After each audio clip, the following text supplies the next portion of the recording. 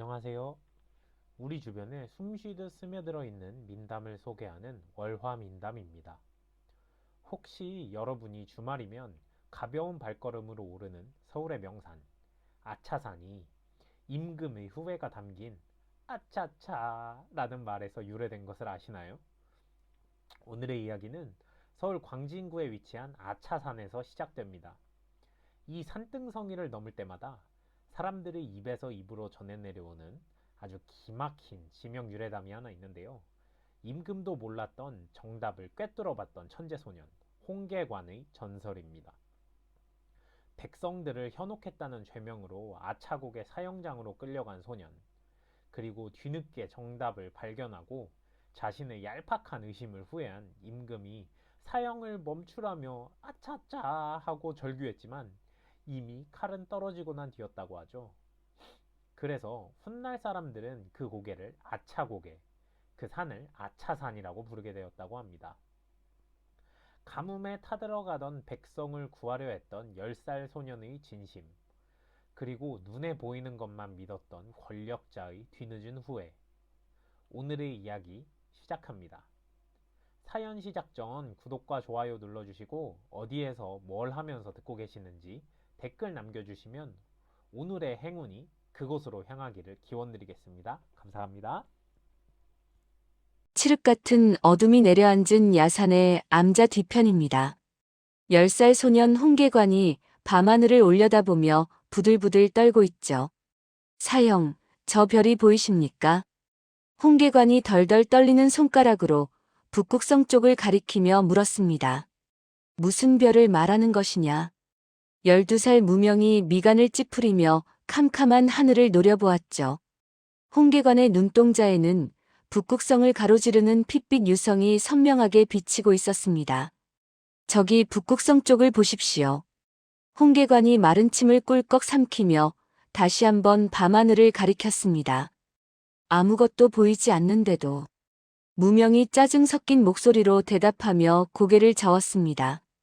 무명은 하늘을 뚫어지게 보았지만 아무런 기운도 느껴지지 않았습니다. 천기를 읽어내는 홍계관의 엄청난 재능에 무명의 속이 시커멓게 타들어가고 있죠. 피바람이 불 것입니다. 누군가 아차하고 탄식하며 산천을 붉게 물들릴 끔찍한 흉조입니다. 홍계관이 바닥에 털썩 주저앉으며 가쁜 숨을 몰아쉬었습니다. 내 눈에만 보이는 헛것을 가지고 호들갑 떨지 마라. 무명이 주먹을 꽉 쥐고 홍계관을 쏘아보며 소리쳤습니다. 무명은 그런 홍계관을 보며 아래 집술을 피가 나도록 깨물었어요. 아닙니다. 당장 산을 내려가서 사람들에게 위험을 알려야 합니다. 홍계관이 다급하게 자리에서 일어나며 흙 묻은 바지를 털었습니다. 스승님도 못 보는 천기를 네가 본다고 까불다간 명줄만 짧아질 뿐이다. 무명이 홍계관의 어깨를 거칠게 밀치며 사납게 경고했습니다. 홍계관은 거친 손길에 밀려 넘어지면서도 하늘에서 눈을 떼지 못했습니다. 마을은 수개월째 비가 오지 않아 논바닥이 쩍쩍 갈라져 먼지만 날리고 있죠. 계관아, 제발 비가 언제 오는지 하늘에 물어봐 다오. 마을 촌장이 홍계관의 두 손을 부여잡고 굵은 눈물을 흘렸습니다. 제가 조금 더 기도를 올려보겠습니다. 너무 걱정하지 마십시오. 홍계관이 촌장의 굽은 등을 토닥이며 다정하게 위로했습니다. 홍계관이 핏빛 붉은 별을 본 지 사흘째 되던 날이에요. 홍계관은 마을 어귀에 쩍쩍 갈라진 마른 우물가로 연화를 몰래 불렀습니다. 연화야, 아무래도 내가 이 마을을 영영 떠나야 할 것 같아. 홍계관이 주위를 두리번거리며 아주 작은 목소리로 속삭였습니다. 갑자기 떠나다니 그게 무슨 소리야. 갈 데도 없으면서. 연화가 깜짝 놀라 눈을 동그랗게 뜨며 홍계관의 소매를 꽉 붙잡았습니다. 홍계관의 눈가에 투명한 이슬이 맺히고 목소리가 심하게 떨리고 있죠. 조만간 이 마을에 아주 무서운 피바람이 불 거야. 사람들이 크게 다칠지도 몰라. 홍계관이 연화의 두 손을 꼭 쥐며 다급하게 설명했습니다. 피바람이라니. 넌 나쁜 짓을 한 적이 없는데 누가 널 해친다는 거야. 연하가 도무지 믿을 수 없다는 듯 고개를 가로저었습니다. 연하는 치마폭에 소중하게 싸운 주먹밥을 꺼내 홍계관의 손에 쥐어주었어요. 이 주먹밥은 연하가 사흘 동안 굶으며 모은 귀한 식량입니다. 이거 먹고 기운내. 그리고 무슨 일이 있어도 반드시 살아서 내 곁으로 돌아와야 해. 연하가 눈물을 글썽이며 홍계관의 야윈 뺨을 쓰다듬었습니다. 약속할게. 무슨 수를 써서라도 꼭 널 다시 보러 올 거야. 홍계관이 주먹밥을 가슴 깊이 품으며 힘차게 고개를 끄덕였습니다. 무명이 멀리서 커다란 나무 뒤에 숨어 이 두 사람의 애틋한 모습을 지켜보고 있죠. 무명의 두 눈에는 무서운 질투심이 시뻘건 불꽃처럼 이글거리고 있어요.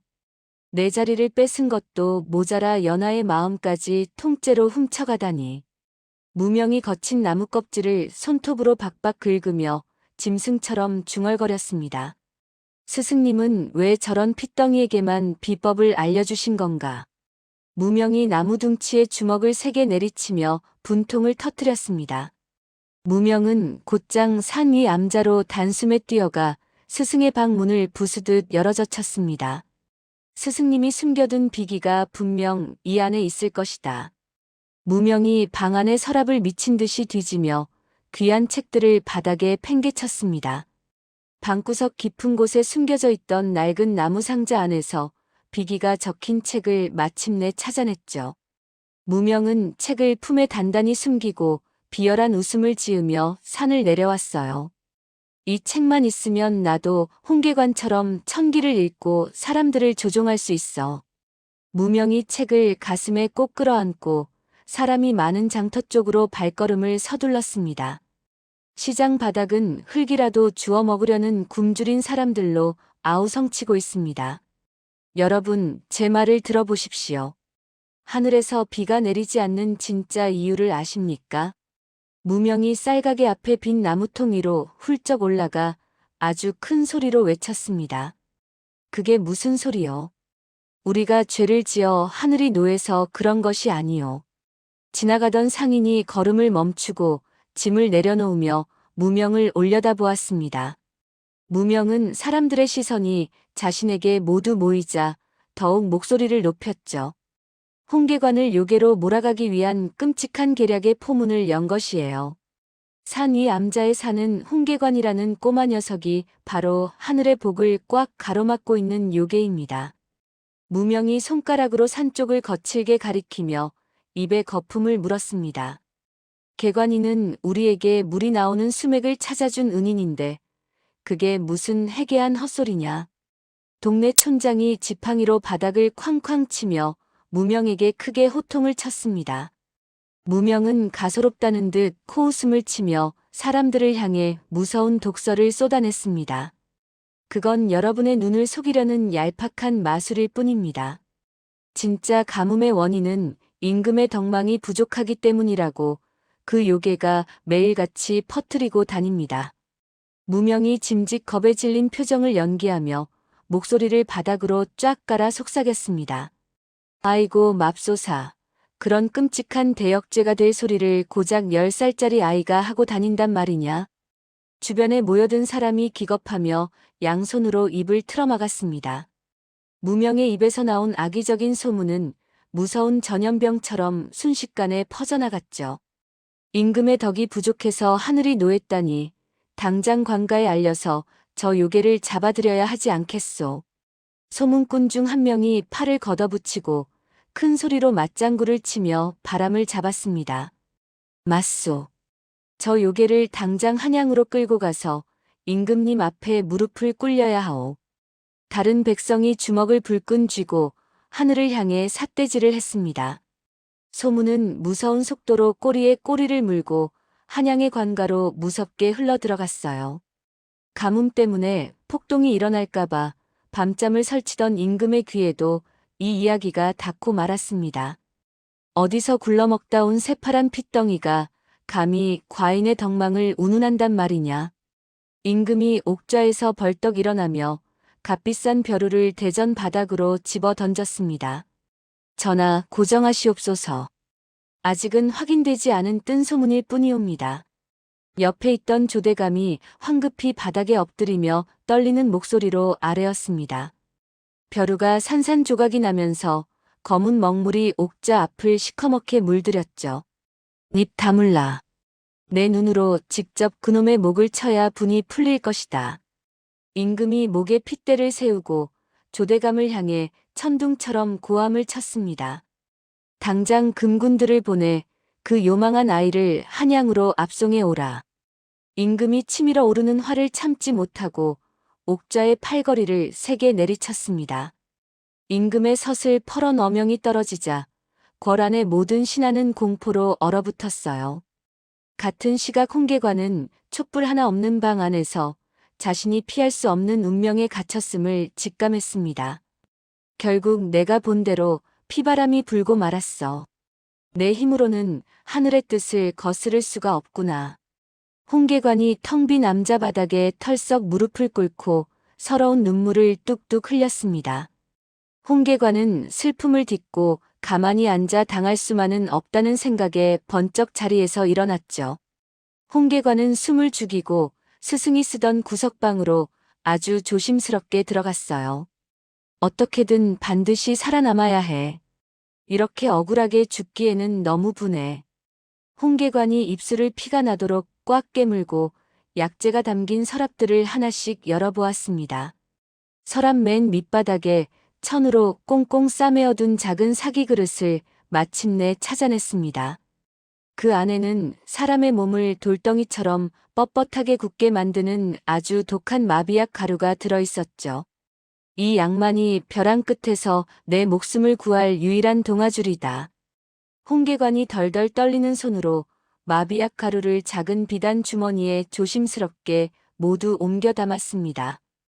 홍계관은 비단 주머니를 저고리 안쪽 깊숙한 곳에 단단히 묶어 완벽하게 숨겼어요. 무명 사형, 나를 사지로 밀어넣은 대가를 반드시 치르게 해주겠습니다. 홍계관이 앙증맞은 주먹을 불끈 쥐며 창밖의 붉은 달을 무섭게 노려보았습니다. 멀리서 마을을 짓밟으며 뱀처럼 기어 올라오는 광군들의 횃불이 산길을 붉게 태우고 있습니다. 홍계관은 조용히 두 눈을 감고 어둠 속에서 광군들의 발소리에 귀를 기울였죠.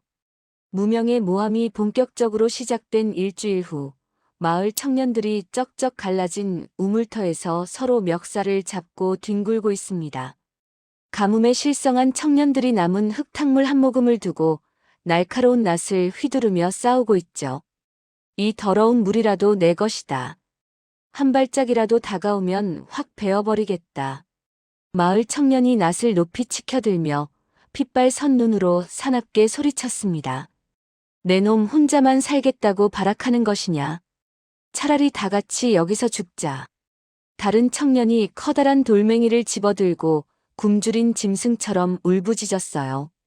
두 사람이 서로 죽일 듯이 덤벼드는 순간 홍계관이 그 사이로 날쌔게 뛰어들었습니다. 제발 싸우지 마십시오. 형님들이 피를 흘리면 하늘이 더 크게 노하실 것입니다. 홍계관이 두 팔을 양옆으로 쫙 벌리며 다급하게 사람들을 말렸죠. 네가 뭔데 나서느냐. 요괴라는 소문이 파다한 놈이 재수없게 어디서 설교질이야. 낫을 든 청년이 손을 부들부들 떨며 홍계관을 매섭게 노려보았습니다. 저기 말라붙은 커다란 바위 밑을 파보십시오. 제 눈에는 시원한 물줄기가 선명하게 보입니다. 홍계관이 바닥에 엎드려 맨손으로 딱딱한 흙바닥을 파헤치며 간절하게 애원했어요. 거짓말 마라. 거기는 마을 장정들이 100번도 넘게 곡괭이질을 해본 곳이다. 돌을 든 청년이 홍계관의 어깨를 발로 걷어차며 침을 뱉었습니다. 제발 저를 한 번만 믿어주십시오. 제가 거짓말을 한다면 제 목을 치셔도 좋습니다. 홍계관이 흙투성이가 된 이마를 바닥에 쿵쿵 찌우며 간청했죠. 청년들이 반신반의하며 홍계관이 가리킨 바위 밑을 곡괭이로 힘껏 내리쳤습니다. 쾅 하는 소리와 함께 굳은 땅이 갈라지더니 맑은 물줄기가 하늘 높이 솟구쳐 올랐어요. 물이 나온다. 흙탕물이 아니라 진짜 맑은 물이야.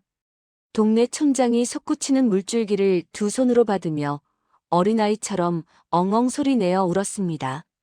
개관이는 우리 마을을 살린 살아있는 신선이다. 개관이를 당장 꽃가마에 태워라.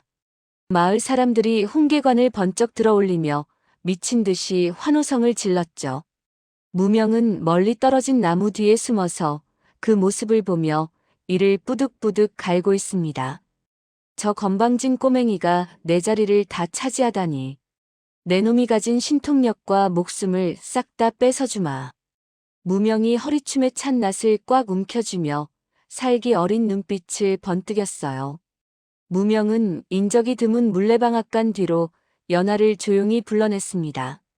연하야, 이것 좀 봐라. 개관이가 사람을 잡아먹는 요괴와 내통한다는 끔찍한 증거다. 무명이 품에서 붉은 피로 글씨가 쓰인 부적을 꺼내 연하의 코앞에 들이밀었죠. 이게 뭔데? 개관이는 우리 마을을 목마름에서 구해준 생명의 은인이야. 연하가 흠칫 놀라 뒷걸음질을 치며 부적을 차갑게 쏘아보았습니다. 이 부적은 사람의 피를 빨아먹는 흉악한 요괴의 물건이다. 개관이가 널 요괴의 제물로 바칠지도 몰라. 무명이 연하의 어깨를 강하게 붙잡고 눈을 부릅뜨며 거짓말을 늘어놓았어요. 헛소리 마라. 개관이는 개미 한 마리도 못 죽이는 착한 아이야. 넌 질투에 눈이 멀었어. 연하가 무명의 거친 손을 힘껏 뿌리치며 앙칼지게 소리쳤습니다. 왜 내 마음은 몰라주는 것이냐?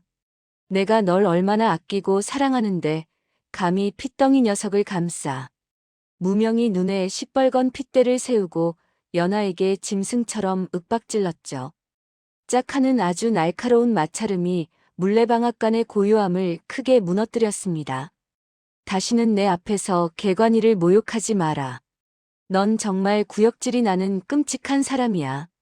연하가 무명의 뺨을 세게 후려치고는 치맛자락을 움켜쥐고 뒤도 돌아보지 않고 뛰어가 버렸어요.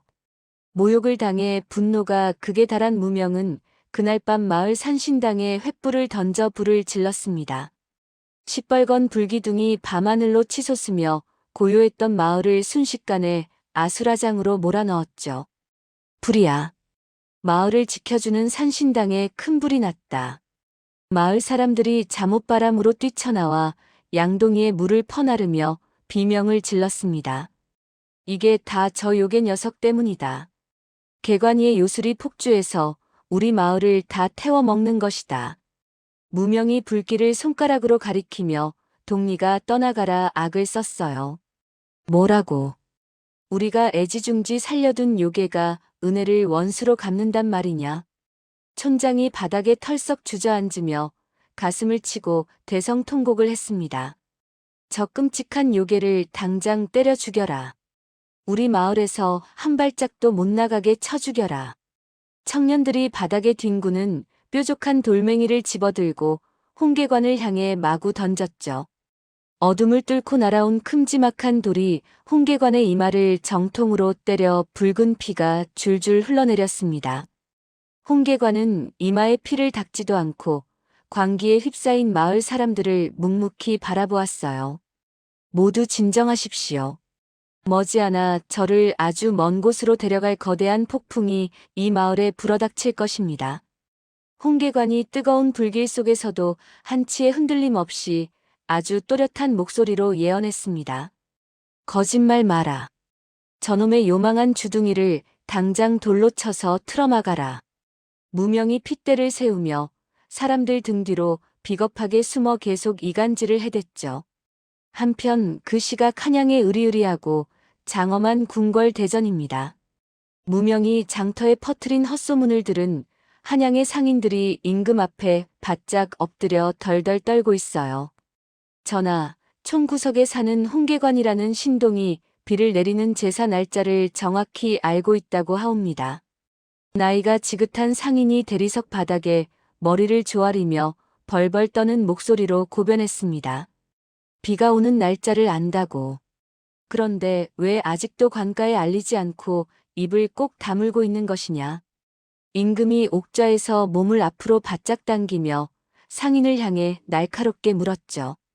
그 아이가 전하의 덕망이 부족하여 하늘이 노한 것이라며 왕권을 무너뜨리려고 일부러 가뭄을 방치하고 있다는 소문이 파다하옵니다. 상인이 식은땀을 비오듯 쏟아내며 아주 조심스럽게 대답했습니다. 어디서 새파란 핏덩이가 감히 과인의 자리를 넘보며 백성을 선동한단 말이냐. 임금이 옆에 놓인 값비싼 찻잔을 바닥으로 아주 세게 집어 던졌어요. 뜨거운 찬물이 튀어오르며 산산조각이 나자 대신들은 사시나무 떨듯 몸을 한껏 웅크렸습니다. 임금의 두 눈동자에는 분노와 왕자를 잃을지도 모른다는 두려움이 무섭게 소용돌이치고 있죠. 당장 전국에 금군을 풀어라. 나라를 구할 구세주인지 과인을 위협할 끔찍한 대역죄인인지 내 두 눈으로 직접 확인해야겠다.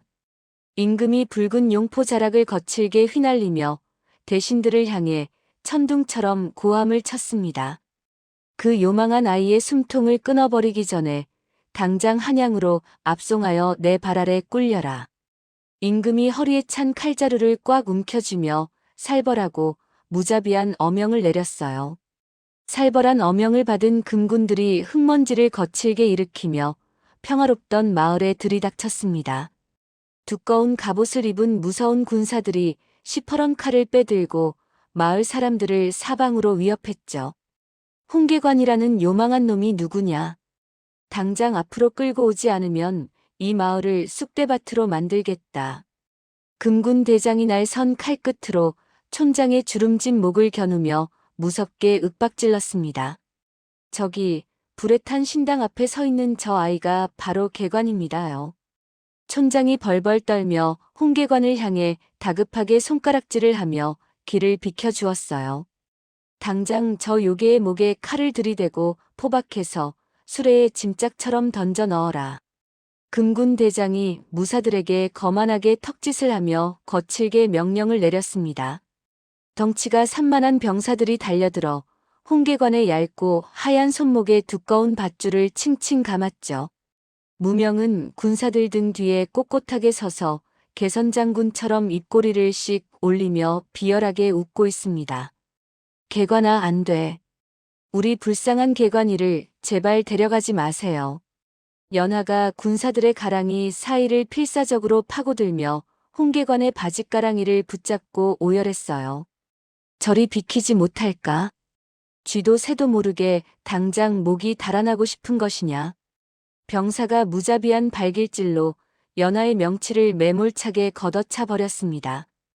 홍계관은 꽁꽁 포박을 당해 질질 끌려가면서도 흙바닥에 쓰러져 우는 연하를 향해 따뜻한 눈빛을 보냈죠. 울지 마. 내가 무슨 수를 써서라도 꼭 살아서 돌아올 테니 밥 거르지 말고 기다려야 해. 홍계관이 핏기가 가신 입술을 꽉 깨물며 연하에게 눈짓으로 간절하게 속삭였습니다. 사형, 하늘이 시퍼렇게 살아서 사형의 그 악행을 지켜보고 있음을 절대 잊지 마십시오. 홍계관이 무명을 매섭게 쏘아보며 뼛속까지 시린 뼈 있는 한마디를 내뱉었어요. 무명은 홍계관의 서늘하고 정기를 품은 눈빛에 흠칫 놀라며 자신도 모르게 뒷걸음질을 쳤습니다. 웃기는 소리 마라. 내 놈은 한양에 도착하기도 전에 형장의 이슬로 사라질 것이다. 무명이 애써 큰 소리를 치며 조롱 섞인 침을 홍계관의 발밑에 탁 뱉었죠. 거친 병사들의 우악스러운 손에 이끌려 홍계관은 차가운 나무 수레에 짐짝처럼 갇히고 말았습니다. 덜컹거리는 수레가 마을 어귀를 요란하게 빠져나가며 깊고 어두운 산속으로 들어갔어요. 홍계관은 밧줄에 묶인 채 하늘 위로 무섭게 떠오른 시뻘건 달을 멍하니 올려다보았습니다. 산등성이에 아슬아슬하게 걸린 붉은 달이 마치 자신의 얇은 목을 치기 위해 시퍼렇게 날을 세우고 내려오는 칼날처럼 보였죠. 마을을 떠난 지 사흘째 되는 날 오후입니다. 계관을 태운 압송 수레는 험준한 고갯길을 지나며 한양을 향해 서서히 진입하고 있죠. 이놈의 가뭄 때문에 마실 물도 없는데 산길은 왜 이리 험한 것이냐. 수레를 끄는 병사가 땀으로 범벅이 된 이마를 거칠게 닦아내며 투덜거렸습니다. 죄인 놈은 수레에 편히 앉아가니 참으로 팔자가 좋구나. 다른 병사가 마른 입술을 혀로 핥으며 홍계관을 향해 매섭게 눈을 흘겼어요. 수레를 호위하던 별감 도우는 어린 나이에 죄인이 된 홍계관의 초연한 태도에 묘한 의구심을 품고 있습니다. 10살 핏덩이가 밧줄에 꽁꽁 묶인 채로도 두려워하는 기색 없이 꼿꼿하게 허리를 펴고 앉아 있었죠. 날이 목이 마르거든 저기 커다란 소나무 아래 바위 밑을 파보십시오. 홍계관이 쩍쩍 갈라진 입술을 달싹이며 산기슭에 뾰족한 바위를 턱으로 가리켰습니다. 거기에는 아직 마르지 않은 맑은 샘이 숨겨져 있습니다. 홍계관이 쇠사슬에 묶인 두 손을 무릎 위에 가지런히 모으며 아주 차분하게 덧붙였어요. 이 요망한 놈이 어디서 감히 새빨간 거짓부렁을 늘어놓는 것이냐. 병사가 창자루로 홍계관의 얇은 어깨를 퍽 소리가 나게 찌르며 호통을 쳤습니다. 그리고 샘 근처 풀숲에 숨어 잠시만 기다리면 목을 축이러 오는 큰 멧돼지를 사냥할 수 있을 것입니다. 홍계관이 창에 찔린 어깨를 움츠리지도 않고 맑은 눈동자로 도운을 똑바로 쳐다보며 말했죠. 믿져야 본전이니 저 녀석이 말한 바위 밑을 한번 깊게 파보아라. 도운이 허리에 찬 칼자루를 만지작거리며 부하들에게 턱짓으로 지시했습니다. 병사들이 짜증을 내며 바위 밑을 창으로 파헤치자 정말로 시원한 물줄기가 콸콸 쏟아져 나왔어요. 물냄새를 맡고 다가온 커다란 멧돼지마저 도운이 쏜 화살에 맞아 쿵 소리를 내며 쓰러졌습니다. 정말로 맑은 샘물이 솟고 고기까지 잡히다니 이 녀석은 진짜 백이 신선이 틀림없다. 물을 벌컥벌컥 마시던 병사가 입가로 흐르는 물을 소매로 닦으며 기뻐서 소리쳤죠. 도운은 홍계관의 넓은 이마에 서린 맑고 강직한 기운을 유심히 살폈습니다. 홍계관 역시 도운의 묵직한 눈빛을 보고 이 사람이 자신의 목숨을 구할 유일한 조력자임을 단번에 직감했어요. 날이 볼품없는 제 말을 믿어주셔서 참으로 고맙습니다. 홍계관이 고개를 정중하게 숙이며 도운을 향해 아주 작은 목소리로 속삭였습니다. 너는 대체 정체가 무엇이기에 그런 신통방통한 재주를 숨기고 있는 것이냐. 도운이 알맞게 구운 멧돼지 고기 한 점을 홍계관의 입에 직접 넣어주며 물었죠. 하늘의 뜻을 조금 엿볼 수 있을 뿐 저는 그저 평범한 백성일 뿐입니다. 홍계관이 고기를 꼭꼭 씹어 삼키며 희미하고 쓸쓸하게 미소를 지었습니다. 도운은 밤마다 모닥불 앞에 앉아 홍계관이 들려주는 미래의 단편들에 가만히 귀를 기울이기 시작했어요. 한편 무명은 참고인 자격으로 군사들보다 먼저 으리으리한 한양 궁궐에 도착했습니다. 무명은 임금의 최측근인 늙은 간신 조대감의 옷자락을 부여잡고 납작 엎드려 있죠. 대감마님, 그 요망한 핏덩이가 입을 열게 하려면 반드시 저의 훌륭한 도움이 필요하옵니다.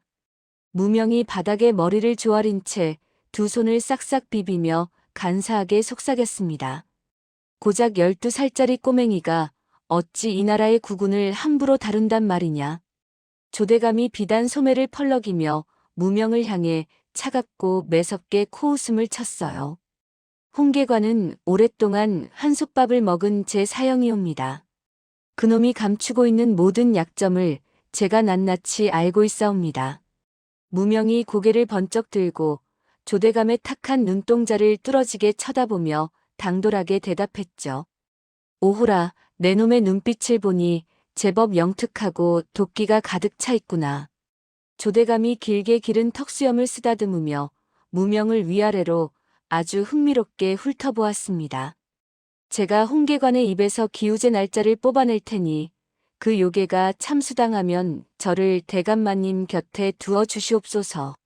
무명이 탐욕스럽게 붉은 입맛을 다시며 조대감의 무릎 앞으로 바짝 다가갔어요.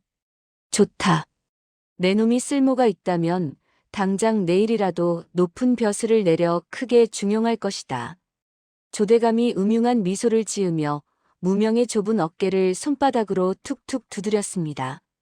두 사람은 어두운 밀실에 마주 앉아 홍계관이 입을 열 수밖에 없는 아주 치밀하고 잔혹한 계략을 짜기 시작했죠.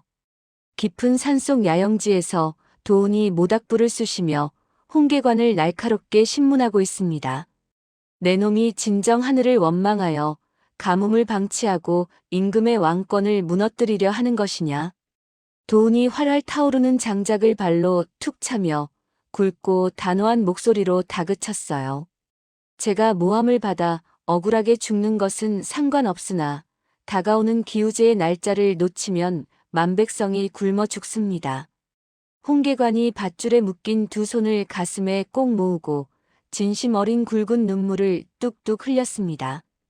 홍계관의 눈에서 떨어진 맑은 눈물이 메마른 흙바닥을 까맣게 적셨죠. 도우는 그 순수하고 간절한 눈망울을 보며 단단했던 마음이 크게 흔들리는 것을 느꼈습니다.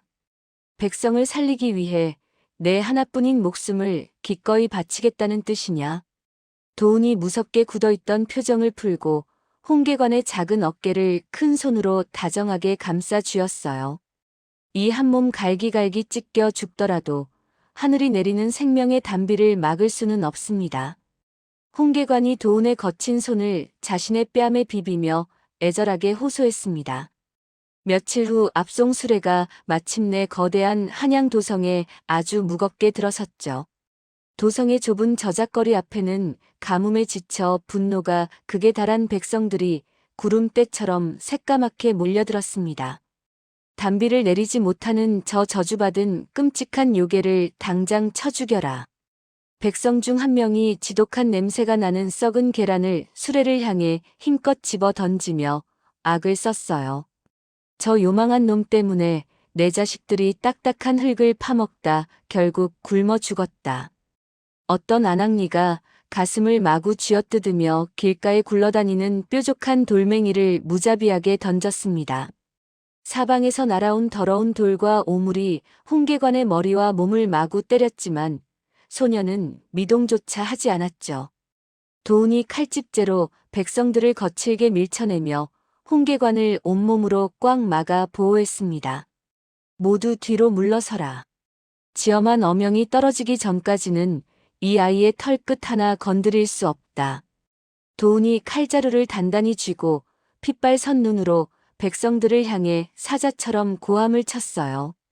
수레가 마침내 거대하고 숨이 막히는 궁궐 정문에 덜컹거리며 닿았습니다.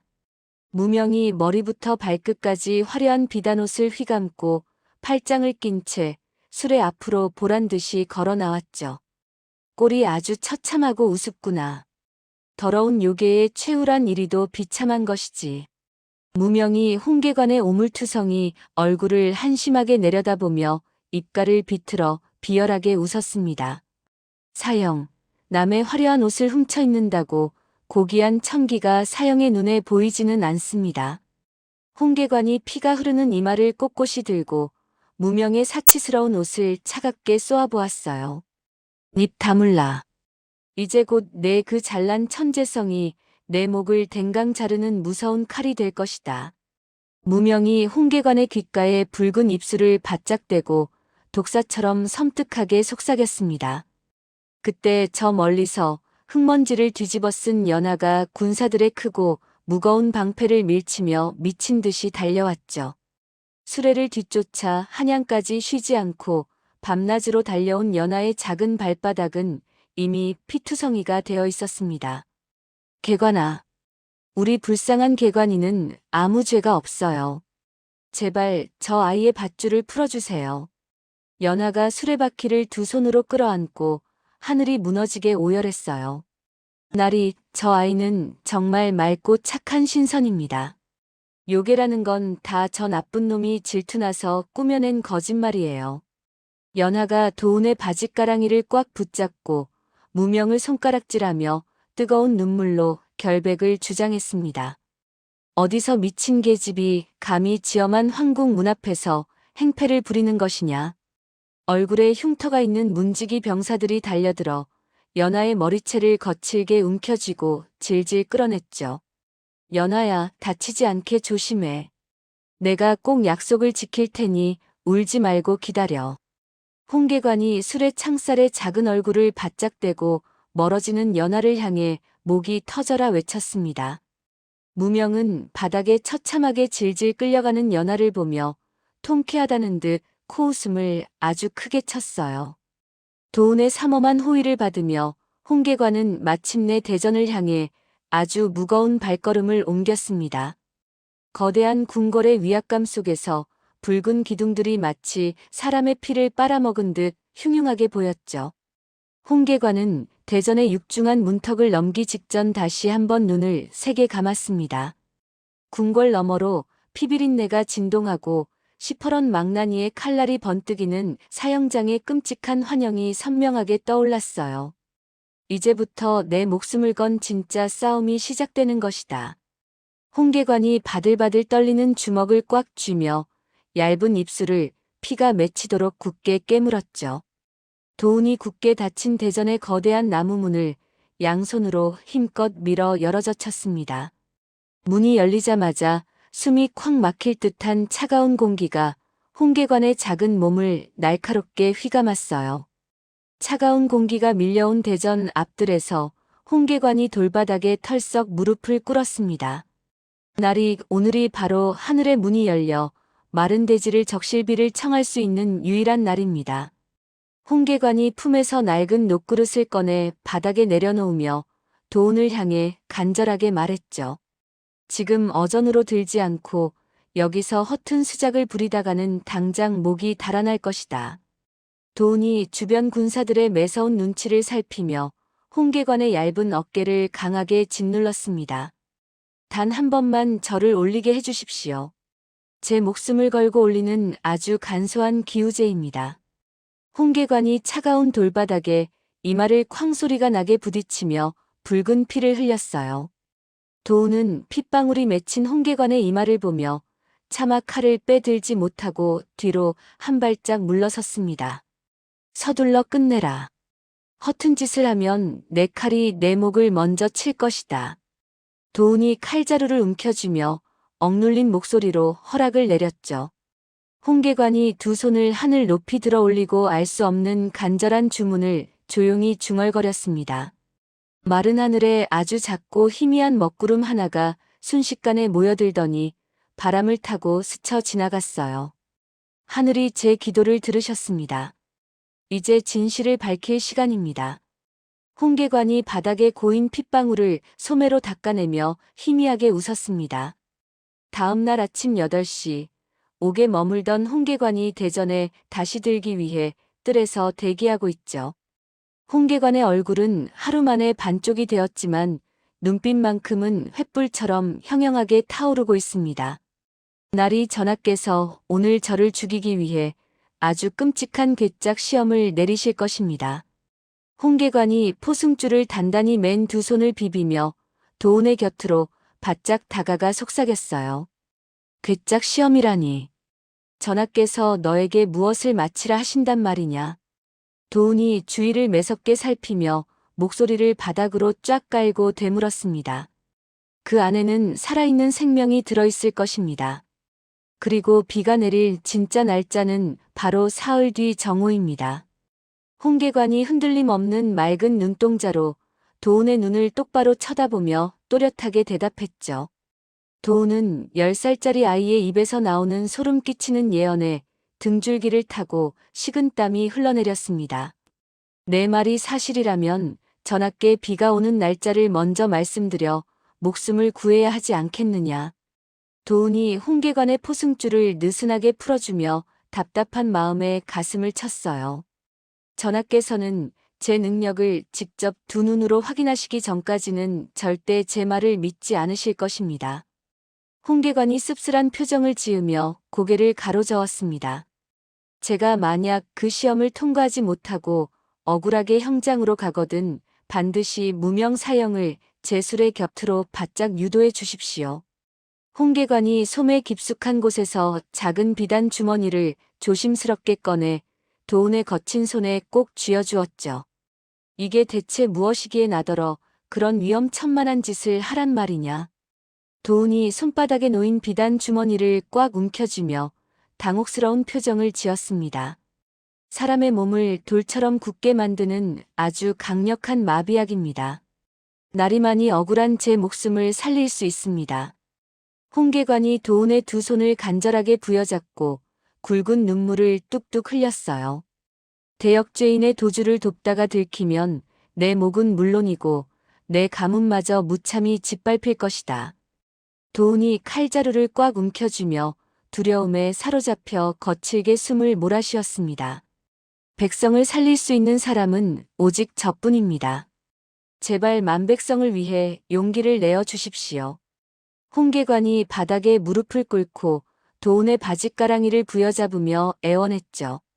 도훈은 홍계관의 뜨거운 눈물이 손등에 닿자 입술을 꽉 깨물고 묵직하게 고개를 끄덕였습니다.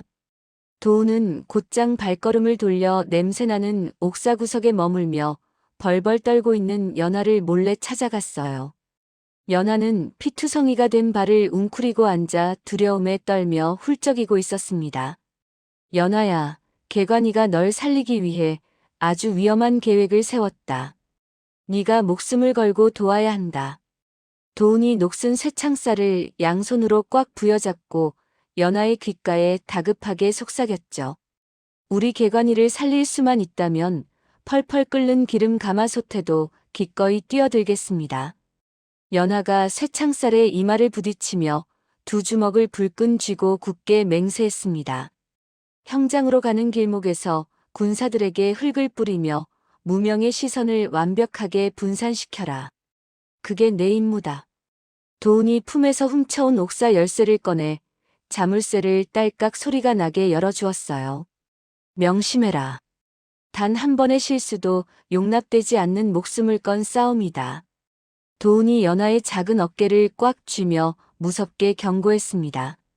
연하는 찢어진 치맛자락을 질끈 묶고 어두운 옥사 밖으로 쏜살같이 달아났죠. 그 시각 무명은 화려한 어전으로 당당하게 걸어들어가 임금의 발밑에 납작 엎드렸습니다. 무명은 최고급 비단옷을 휘감고 아주 거만하게 고개를 빳빳이 쳐들고 있죠. 전하, 저 요괴놈이 세상에서 제일 두려워하는 것은 바로 짐승의 생명을 꿰뚫어보는 일입니다. 무명이 비열하게 웃으며 임금을 향해 간사한 목소리로 고했어요. 짐승의 생명이라. 과연 그놈의 알량한 재주가 어디까지인지 단번에 확인할 수 있겠구나. 임금이 용상에서 몸을 앞으로 바짝 기울이며 무명의 이야기에 깊은 흥미를 보였습니다. 사방이 꽉 막힌 두꺼운 괴짝 안에 쥐를 숨겨두고 그 숫자를 맞히게 하시옵소서. 무명이 소매로 입을 가리고 뱀처럼 쉬쉬 소리를 내며 아주 끔찍한 제안을 던졌죠. 아주 훌륭한 생각이다. 가뭄으로 흉흉해진 민심을 단번에 뒤집을 수 있는 절호의 기회다. 임금이 무릎을 탁 치며 가뭄으로 바싹 말라붙었던 얼굴에 환한 화색을 띠었습니다. 전하, 만약 그놈이 쥐의 숫자를 맞히지 못한다면 어찌하시겠사옵니까? 무명이 임금의 눈치를 살살 살피며 아주 교활하게 질문을 던졌어요. 만약 그놈이 숫자를 단 하나라도 틀린다면 능멸죄를 물어 즉시 목을 쳐 백성들의 먹잇감으로 던져주마. 임금이 허리에 찬 장검의 손잡이를 만지작거리며 서슬 퍼런 살기를 거침없이 뿜어냈습니다. 무명은 속으로 쾌재를 부르며 바닥에 엎드려 악마 같은 미소를 지었죠. 시간이 흘러 대전에 다시 들어가기 직전 홍계관이 도훈의 소매를 다급하게 꽉 붙잡았습니다. 날이 눈에 보이는 것이 전부가 아닙니다.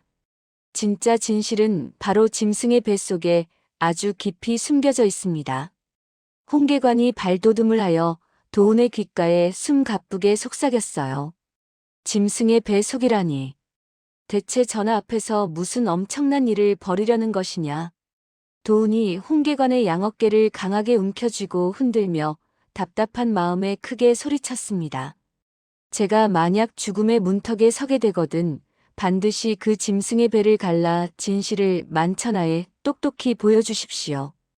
홍계관이 도훈의 넓은 가슴팍을 앙증맞은 주먹으로 콩콩 두드리며 피 맺힌 절규를 토해냈죠.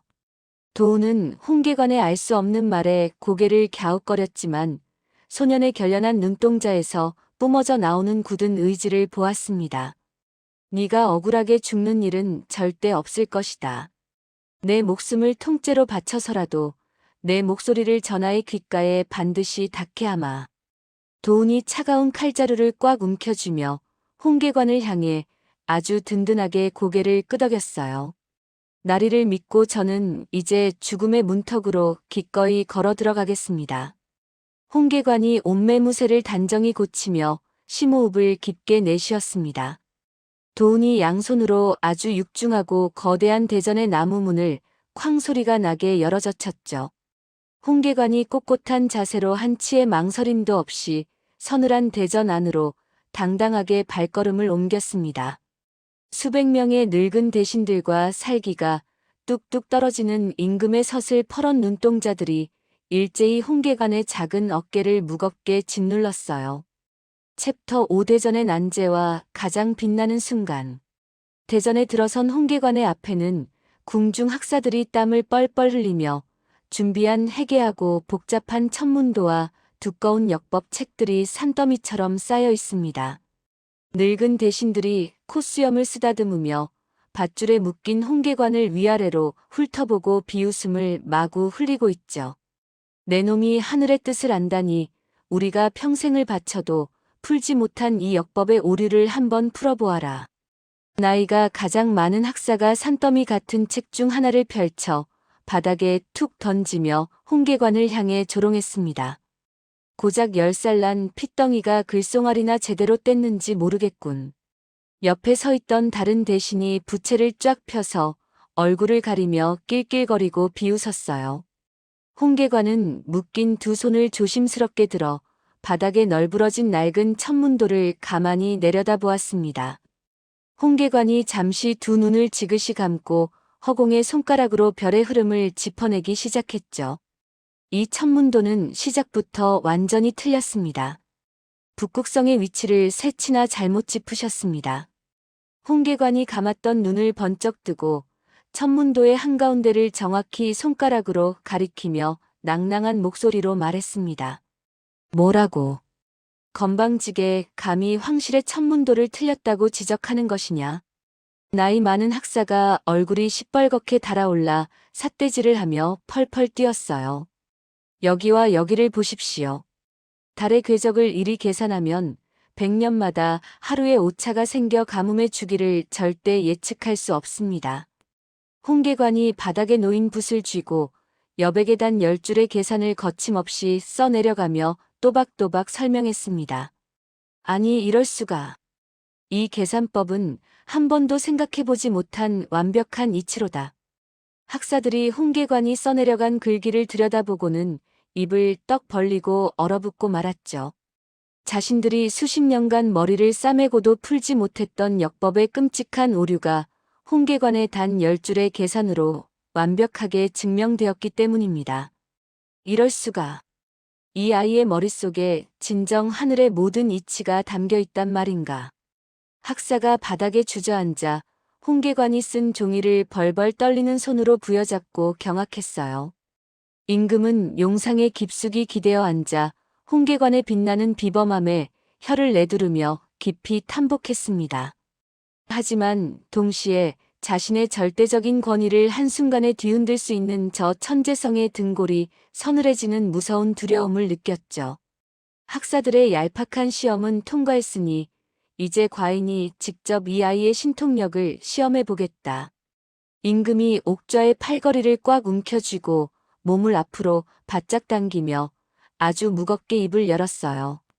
내관이 임금의 날카로운 눈짓을 받고 붉은 비단으로 덮인 작은 나무 괴짝 하나를 대전 한가운데로 조심스럽게 들고 왔습니다. 내 놈의 눈이 진정 모든 것을 꿰뚫어 본다면 이 괴짝 안에 든 물건이 무엇인지 당장 맞춰 보아라. 임금이 턱을 치켜들고 홍계관을 매섭게 내려다보며 시험을 바짝 서둘렀죠.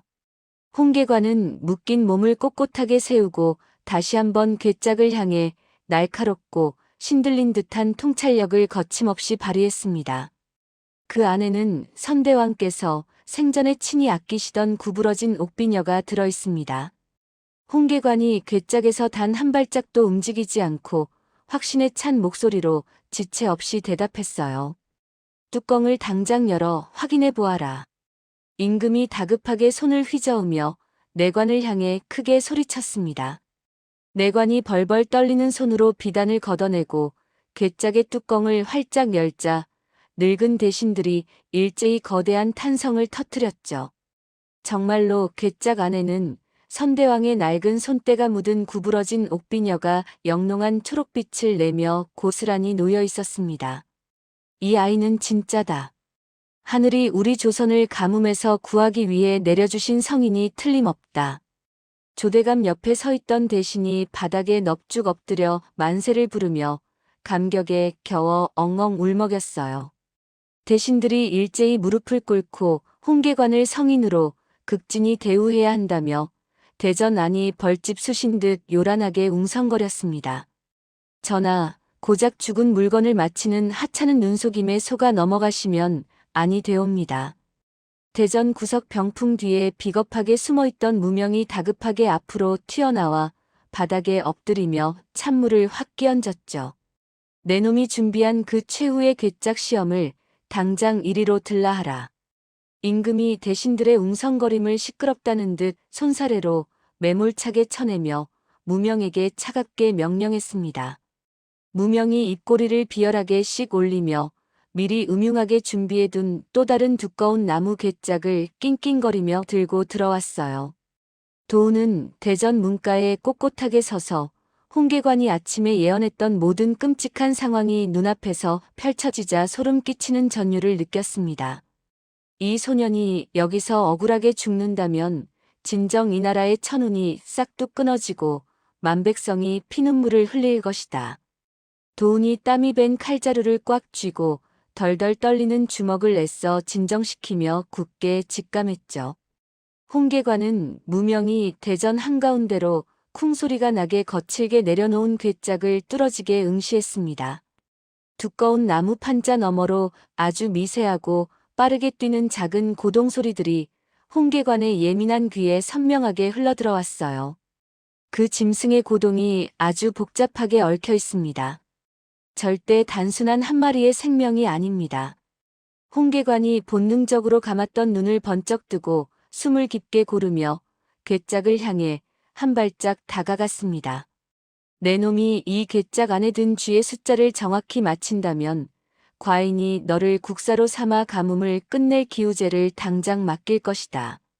임금이 자리에서 벌떡 일어나 홍계관을 향해 매서운 손가락질을 하며 아주 단호하게 선언했죠. 하지만 만약 단 한 마리라도 숫자가 틀린다면 과인을 능멸한 죄를 무겁게 물어 내 놈의 목을 그 즉시 칠 것이다. 임금이 눈에 시뻘건 핏대를 세우고 대전이 쩌렁쩌렁 울리도록 아주 무서운 어명을 쾅쾅 내렸어요. 대전 안의 모든 숨소리가 일순간 멎고 수백 개의 긴장된 눈동자가 일제히 홍계관의 작은 입술만을 숨죽여 바라보았습니다. 홍계관은 자신을 잔인하게 죽이려는 임금과 무명의 비열한 눈빛을 차례대로 훑어보며 한치의 물러섬 없이 당당하게 괴짝을 응시했죠. 전하, 그 안에는 새 생명을 품은 어미쥐를 포함하여 모두 5마리의 목숨이 들어있나이다. 홍계관이 두 주먹을 불끈 쥐고 대전의 천장을 찌를 듯 확신에 찬 목소리로 아주 크게 대답했습니다. 하하. 과연 장터의 소문대로 백성을 홀리는 요망하고 간사한 혓바닥을 가졌구나. 무명이 바닥을 치며 비릿하고 잔인한 웃음을 미친 듯이 터뜨리더니 괴짝의 잠금장치를 거칠게 확 열어젖혔어요. 괴짝 뚜껑이 열리자 털이 듬성듬성 빠지고 뼈만 앙상하게 남은 비쩍 마른 어미쥐 단 한 마리만이 날카로운 비명을 쥐어짜며 바닥으로 튀어나왔습니다. 두 눈으로 똑똑히 보아라. 괴짝 안에는 볼품없는 쥐새끼 단 한 마리뿐이다. 무명이 도망가는 쥐를 발로 꽉 밟아 잔인하게 지지기며 홍계관을 향해 아주 비열한 승리의 조소를 징그럽게 날렸죠.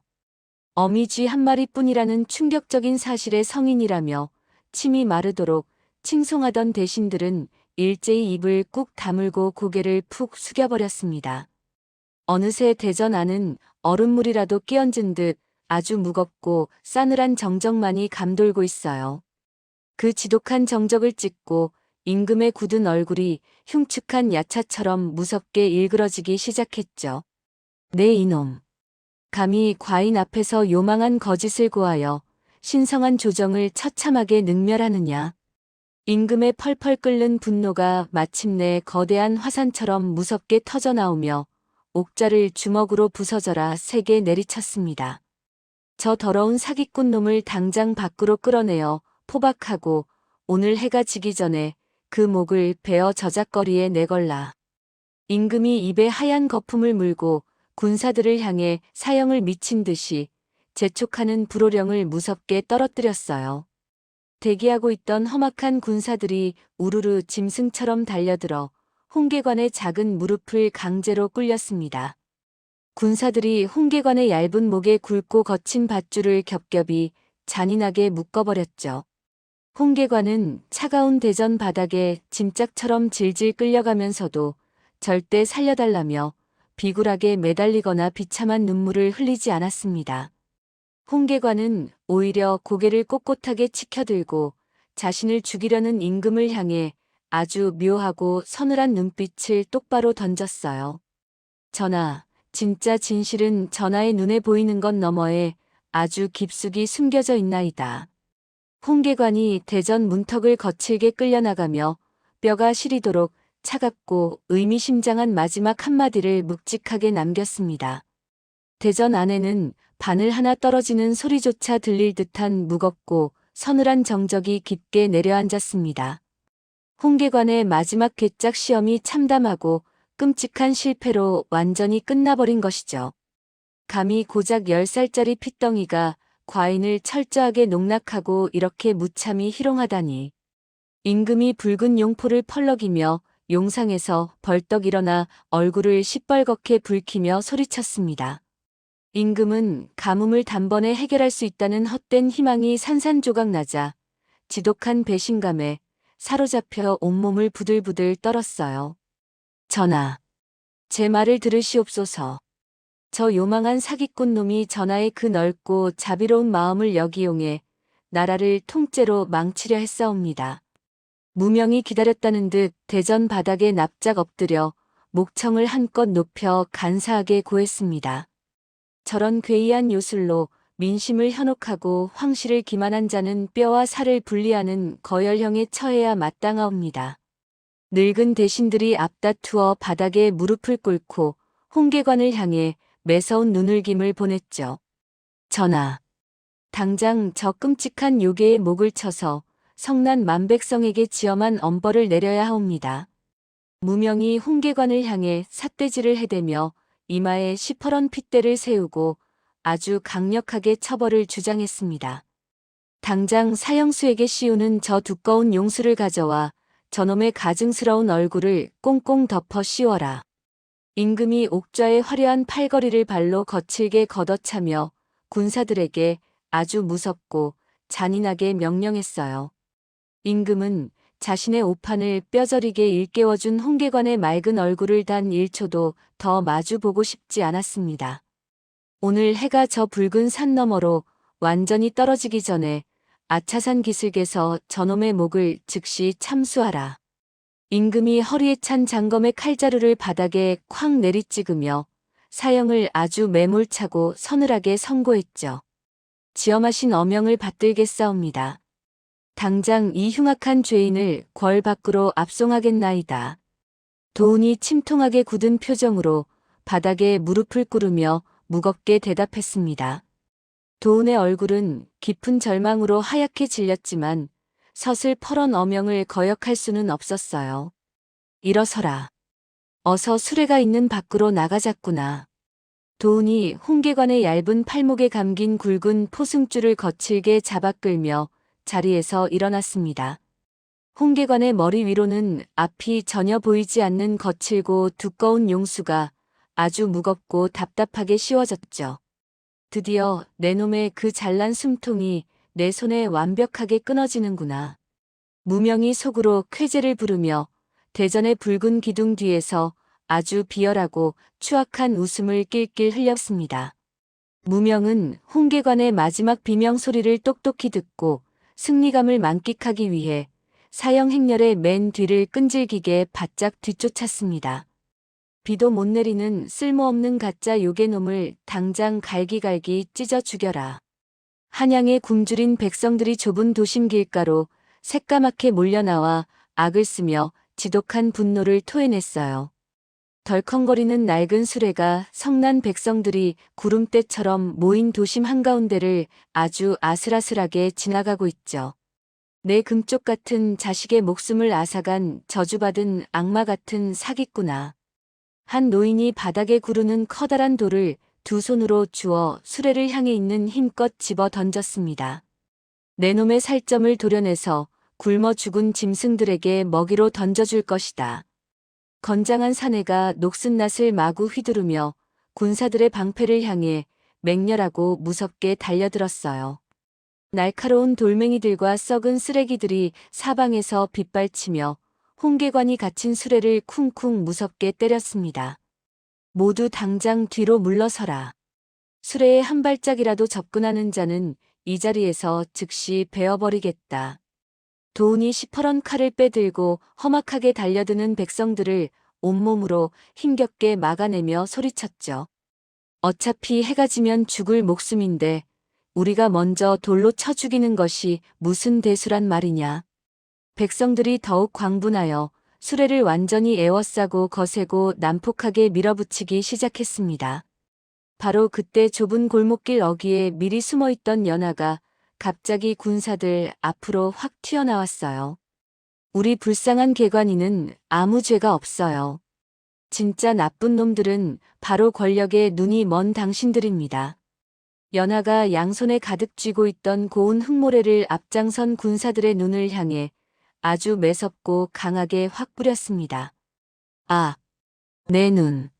흙먼지 때문에 눈이 따가워서 앞이 전혀 보이지 않는다. 눈에 흙이 듬뿍 들어간 병사들이 눈을 부여잡고 비틀거리며 고통스러운 괴성을 빽빽 질렀죠.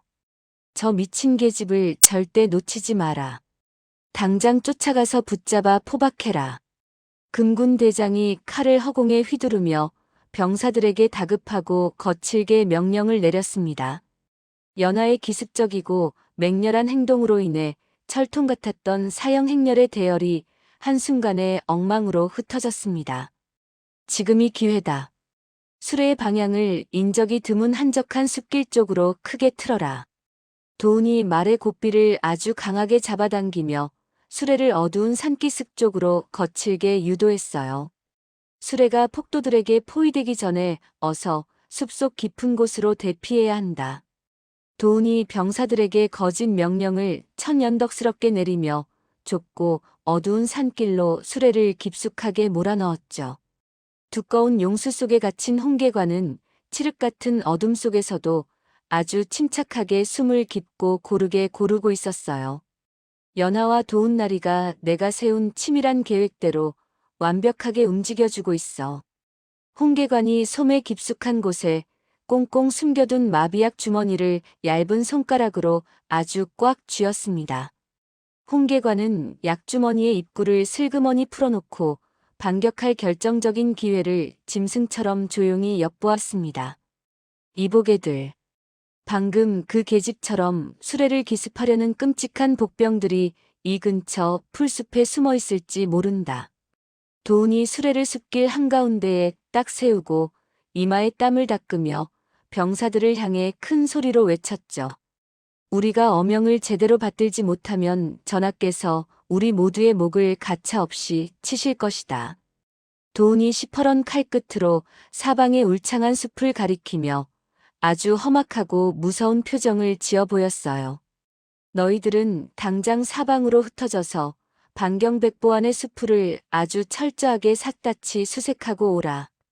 도운이 무서운 호통을 거세게 치며 병사들을 수레에서 아주 멀리 떨어뜨려 놓았습니다.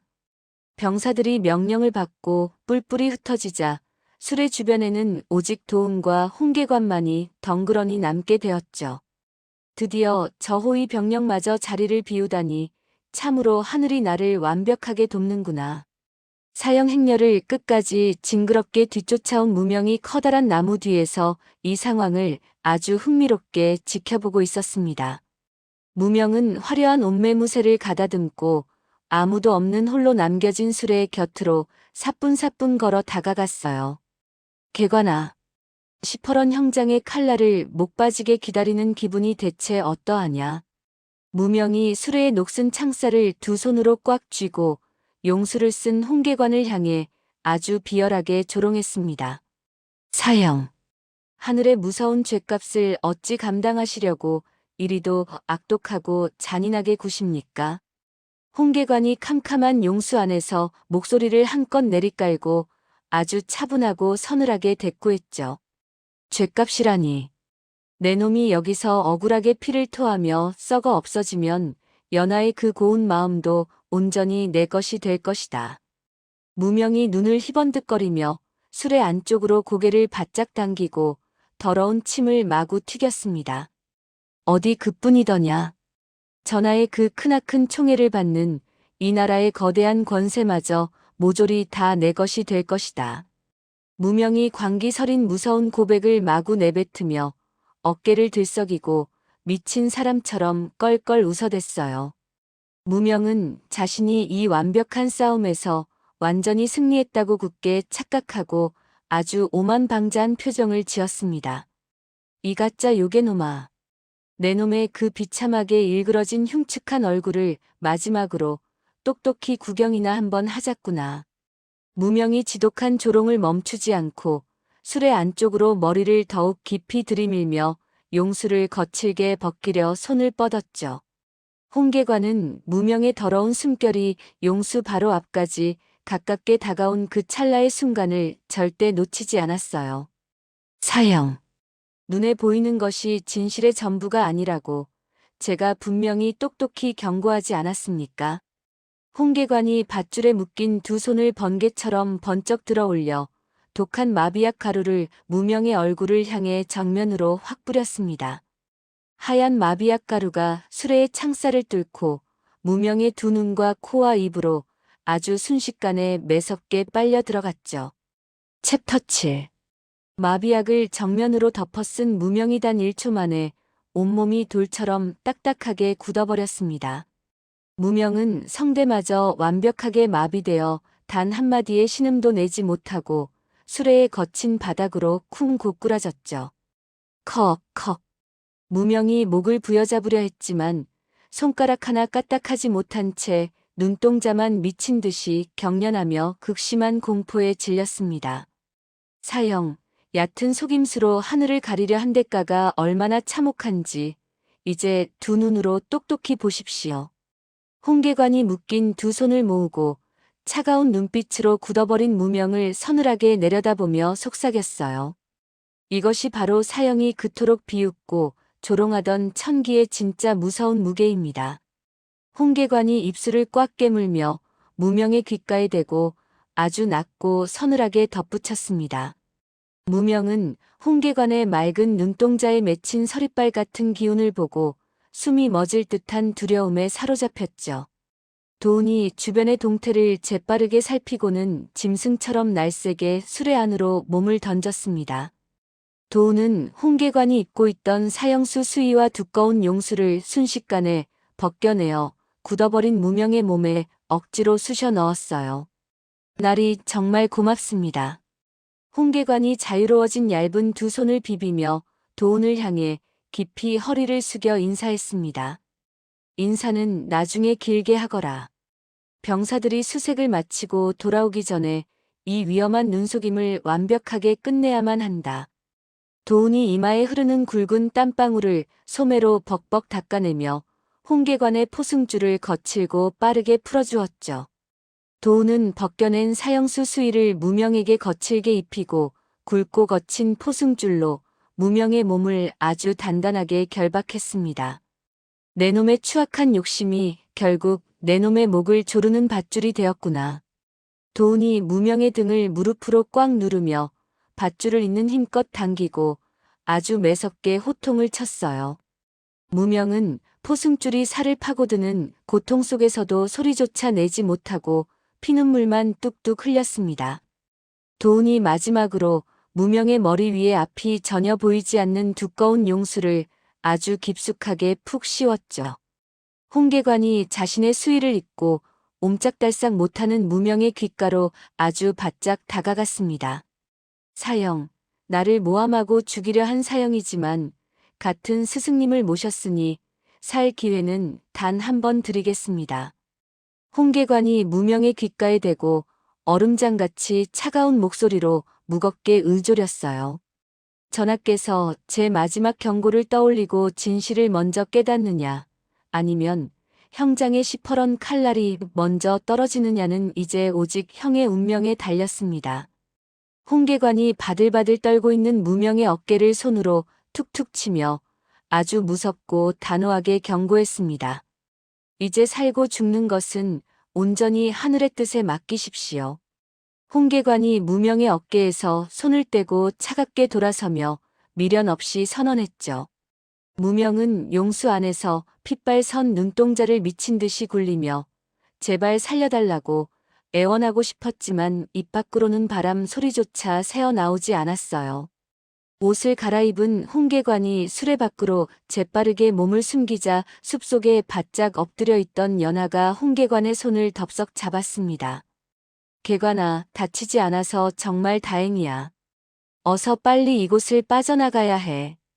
연하가 뜨거운 눈물을 뚝뚝 흘리며 홍계관의 흙 묻은 뺨을 두 손으로 감싸 쥐고 다급하게 속삭였죠. 울지 마, 연하야. 내 용기 덕분에 내가 이렇게 살아서 내 손을 잡을 수 있게 되었어. 홍계관이 연하의 작은 손을 아주 꽉 마주잡고 환하게 웃으며 대답했습니다. 연하의 도움을 받은 홍계관은 거친 수풀을 요리조리 헤치며 어두운 산속 깊은 곳으로 안전하게 몸을 피했어요. 모두 헛된 수색을 멈추고 당장 수레로 신속하게 복귀하라. 도훈이 허리에 찬 칼을 하늘 높이 빼들고 병사들을 향해 숲이 쩌렁쩌렁 울리도록 아주 크게 호통을 쳤습니다. 대장날이 반경 백보안을 모두 뒤졌으나 복병은 그림자도 보이지 않습니다. 병사들이 거친 숨을 몰아쉬며 달려와 수레 앞을 다시 단단히 호위하며 늘어섰죠. 쓸데없는 곳에 귀한 시간을 너무 많이 지체하였다. 해가 지기 전에 어명을 집행해야 하니 당장 형장을 향해 박차를 가하라. 도훈이 말의 엉덩이를 가죽 채찍으로 강하게 후려치며 아차산 기슭을 향해 수레를 미친 듯이 몰았습니다. 덜컹거리는 수레 바닥에 처박힌 무명은 죽음의 공포가 시시각각 다가오는 것을 느끼며 소리 없는 처절한 비명을 질렀어요. 한편 그 시각 한양 궁궐의 으리으리한 대전입니다. 홍계관을 사지로 내몬 임금은 폭풍 같던 분노가 조금씩 가라앉자 옥좌에 무겁게 몸을 기대고 아주 깊은 한숨을 내쉬었죠. 보이는 것 너머의 진실이라. 그 요망한 핏덩이가 어찌 시퍼런 죽음 앞에서도 그리 당당하고 오만할 수 있단 말이냐. 임금이 미간을 잔뜩 찌푸리며 홍계관이 대전을 떠나며 남긴 서늘한 한마디를 끊임없이 찝찝하게 곱씹었습니다. 홍계관의 흔들림 없던 그 맑고 투명한 눈동자가 임금의 머릿속을 맴돌며 알 수 없는 거대한 불안감을 마구마구 증폭시켰어요. 이봐라. 형장으로 향한 사형 행렬이 지금쯤 어디를 지나고 있는지 당장 보고하라. 임금이 손톱을 초조하게 물어뜯으며 곁에 선 내관을 향해 다급하고 날카롭게 물었습니다. 아마도 지금쯤이면 아차산 기슭의 형장에 무사히 도착하여 참수 준비를 모두 마쳤을 것이옵니다. 내관이 대리석 바닥에 납작 엎드려 덜덜 떨리는 목소리로 아주 조심스럽게 대답했죠. 그때 대전에 굳게 닫힌 거대한 무거운 나무 문이 쾅 소리를 내며 아주 거칠고 요란하게 열렸습니다. 도훈이 가쁜 숨을 헐떡거리며 대전 한가운데로 짐승처럼 뛰어들어와 바닥에 무릎을 아주 세게 꿇었어요. 전하, 제발 통촉하여 주시옵소서. 도훈이 흙투성이가 된 얼굴로 임금을 향해 피를 토하듯 아주 간절하고 다급하게 소리쳤습니다. 도훈의 거친 손에는 아까 무명히 내동댕이 쳤던 비쩍 마른 어미쥐의 시체가 흉측하게 들려 있었죠. 어명도 없이 어찌 함부로 지엄한 대전에 뛰어들어 소란을 피우는 것이냐. 임금이 용상에서 벌떡 일어나며 도훈을 향해 눈에 핏대를 세우고 아주 무섭게 호통을 쳤습니다. 전하, 형을 집행하기 전에 반드시 이 쥐의 배를 직접 갈라 숨겨진 진실을 두 눈으로 확인하셔야 하옵니다. 도훈이 죽은 쥐를 임금의 발치에 거칠게 내던지며 목숨을 내놓고 아주 절박하게 간청했어요. 감히 과인 앞에서 이렇게 불경하고 해괴망측한 짐승의 사체를 던지다니. 당장 이 미친놈을 옥에 가두어라. 임금이 부들부들 떠는 손으로 도훈을 가리키며 곁에 선 무장한 군사들에게 찢어질 듯한 비명을 질렀습니다. 하지만 도훈은 군사들의 날 선 칼날 앞에서도 절대 물러서지 않고 대전 바닥에 꼿꼿하게 버텼죠. 전하, 눈에 보이는 것이 진실의 전부가 아니라던 홍계관의 마지막 간절한 경고를 제발 떠올리시옵소서. 도훈이 대전 바닥에 이마를 쾅쾅 찌우며 이마가 붉게 찢어지도록 맹렬하게 부르짖었습니다. 임금은 도훈의 그 지독하게 간곡한 태도와 홍계관의 서늘했던 마지막 눈빛이 머릿속에 번쩍하고 스치자 온몸에 벼락을 맞은 듯 차갑게 굳어버렸어요. 이리 내놓아라. 정녕 이 흉측한 짐승의 뱃속에 과인이 모르는 진실이 숨어 있단 말이냐. 임금이 마른 침을 꿀꺽 삼키며 허리춤에서 예리한 은장도를 벌벌 떨리는 손으로 빼들었습니다. 임금이 두 눈을 질끈 감고 죽은 어미쥐의 불룩 튀어나온 배를 은장도로 아주 조심스럽고 날카롭게 갈랐죠.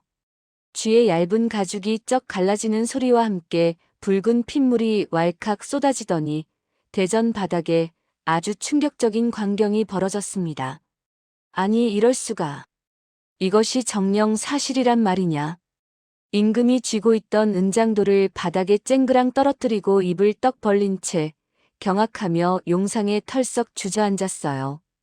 찢어진 쥐의 뱃속에서는 아직 털도 나지 않고 눈도 뜨지 못한 붉은 핏덩이 새끼 쥐 4마리가 징그럽게 쏟아져 나왔습니다. 전하, 보시옵소서. 어미 쥐 1마리와 새끼 쥐 4마리라니 도합 5마리의 고귀한 생명이 틀림없사옵니다. 도훈이 붉은 핏물이 흥건한 바닥을 떨리는 손가락으로 가리키며 눈물을 왈칵 쏟아내고 아주 크게 외쳤죠. 임금은 홍계관이 대전 한가운데서 외쳤던 5마리의 생명이 한치의 오차도 없는 완전한 진실이었음을 확인하고 얼굴이 백지장처럼 하얗게 질렸습니다. 자신의 얄팍한 오만함이 이 나라를 가뭄에서 구할 유일한 지혜를 알아보지 못하고 제 손으로 처참하게 짓뭉개려 했다는 거대한 공포가 밀려왔어요. 내가 대체 무슨 끔찍한 짓을 저지른 것이냐. 과인이 하늘이 내린 성인을 죽음으로 몰아넣었구나. 임금이 자신의 머리카락을 양손으로 마구 쥐어뜯으며 대전이 무너지게 짐승처럼 절규했습니다. 여봐라. 누구 밖에서 내 말 듣는 자 없느냐. 당장 형장으로 가장 날쌘 전령을 보내라. 임금이 눈물을 비오듯 쏟으며 바닥에 엎드린 내관의 멱살을 거칠게 쥐고 미친 듯이 흔들었죠. 무슨 일이 있어도 당장 그 칼을 멈추고 사형을 중지하라. 그리고 홍계관을 과인 앞으로 아주 정중하게 모셔오라. 임금이 숨이 꼴깍 넘어가도록 다급하고 처절한 어명을 피를 토하듯 무섭게 내렸습니다. 하지만 임금의 뼈저린 후회와는 달리 아차산 기슭의 끔찍한 형장은 이미 피비린내 나는 참수 준비를 완벽하게 모두 마쳤어요. 형장의 덩치 큰 망나니는 해가 지기 전까지 집행을 무조건 끝내라는 임금의 초기 어명을 지키기 위해 시퍼런 큰 칼을 하늘 높이 번쩍 쳐들었습니다. 이 요괴놈아, 다음 생에는 헛소리로 세상 사람들을 속이지 말고 착하게 태어나거라.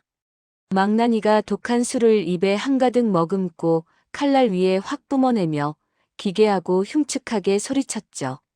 망나니 앞에는 홍계관의 수의를 억지로 껴입고 두꺼운 용수를 뒤집어 쓴 무명이 밧줄에 꽁꽁 묶인 채 처참하게 무릎을 꿇고 있습니다. 무명은 마비약 때문에 단 한마디의 억울함도 토해내지 못하고 용수 안에서 극심한 공포에 질려 눈동자만 미친 듯이 굴렸어요.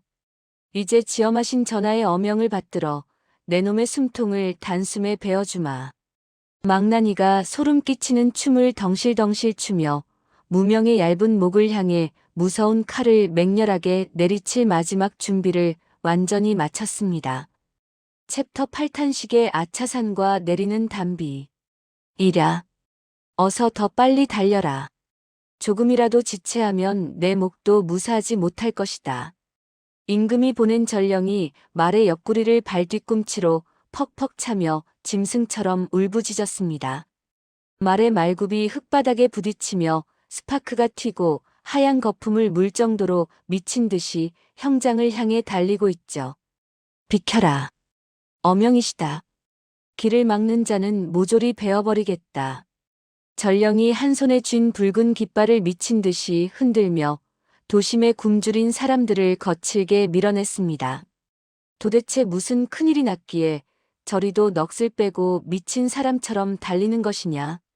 장터에 상인이 엎질러진 좁쌀을 손으로 주워 담으며 혀를 끌듯 찼어요. 저 방향은 형장으로 향하는 길인 걸 보니 사형 집행을 당장 멈추라는 다급한 어명인가 보오. 옆에 있던 백성이 놀란 눈으로 전령이 사라진 뿌연 흙먼지를 멍하니 바라보았습니다. 해가 붉은 아차산 너머로 꼴깍 넘어가기 직전 어스름한 형장에는 피비린내가 아주 진동하고 있습니다. 시간이 다 되었다. 해가 완전히 지기 전에 빨리 그 요괴놈의 목을 단숨에 베어라. 형장을 지휘하던 금군 대장이 칼자루를 바닥에 쾅 치며 망나니를 향해 매섭게 독촉했죠. 명 받들겠습니다. 아주 단숨에 아무런 고통도 없이 저 세상으로 보내주지요. 망나니가 시퍼런 대도의 칼날에 입에 머금었던 독한 술을 확 뿜어내며 기괴하게 웃었어요. 무명은 마비약 때문에 옴짝달싹도 못한 채 두꺼운 용수 안에서 공포에 질려 숨만 헐떡이고 있습니다. 제발 사형을 중지하라. 죄 없는 사람을 베지 말라는 전하의 지엄하신 어명이시다. 멀리 산비탈에서 전령이 붉은 깃발을 미친 듯이 좌우로 흔들며 목이 터져라 소리쳤습니다. 대장날이 저기 전령이 깃발을 아주 세차게 흔들며 이쪽으로 미친 듯이 달려오고 있습니다. 병사 하나가 눈을 가늘게 뜨고 멀리서 일어나는 흙먼지를 손가락으로 가리켰죠. 해가 이미 산에 걸렸다. 전하께서 집행을 서두르라고 엄청나게 재촉하시는 수신호가 분명하다. 금군 대장이 일몰의 붉은 노을 때문에 깃발의 의미를 완전히 거꾸로 오해하고 말았습니다. 망나니는 뭣들 하느냐. 꿀먹은 벙어리처럼 서 있지 말고 어서 어명을 받들어 그놈의 목을 당장 쳐라. 금군 대장이 발을 쾅 구르며 더욱 거세고 핏대를 세우며 무섭게 호통을 쳤어요. 이약. 원기가 되지 말고 내 칼을 편안하게 받아라.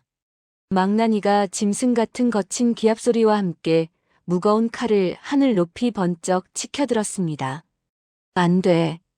당장 멈추어라. 그 시퍼런 칼을 당장 바닥에 내려놓아라. 전령이 말에서 굴러떨어지며 땅바닥을 기며 처절하게 비명을 질렀지만 이미 모든 것은 돌이킬 수 없이 늦고 말았죠. 아이고, 하늘도 무심하시지. 결국 저 어린아이의 목이 저렇게 달아나 버렸구나. 구경하던 백성 중 하나가 얼굴을 양손으로 가리며 처절한 비명을 질렀어요. 서늘한 바람을 가르는 무서운 소리와 함께 망나니의 시퍼런 칼날이 무명의 얇은 목을 단숨에 관통했습니다. 붉은 피가 분수처럼 솟구치며 두꺼운 용수를 쓴 무명의 머리가 바닥으로 툭 떨어져 힘없이 굴러갔죠. 칼을 거두라 하셨거늘 어찌하여 전하의 지엄하신 어명을 거역한 것이냐. 전령이 흙바닥을 기어와 망나니의 멱살을 거칠게 부여잡고 피눈물을 철철 흘렸습니다. 무슨 뚱딴지 같은 소리냐. 나는 해가 지기 전에 빨리 집행하라는 전하의 명을 아주 충실히 따랐을 뿐이다. 망나니가 멱살을 꽉 잡힌 채로 억울하다는 듯 핏발 선 눈을 부릅뜨고 씩씩거렸어요.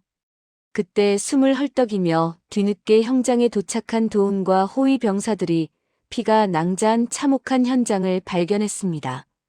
결국 전하의 어명보다 형장의 칼이 먼저 떨어지고 말았구나. 이것이 정녕 피할 수 없는 하늘의 무서운 심판이란 말인가.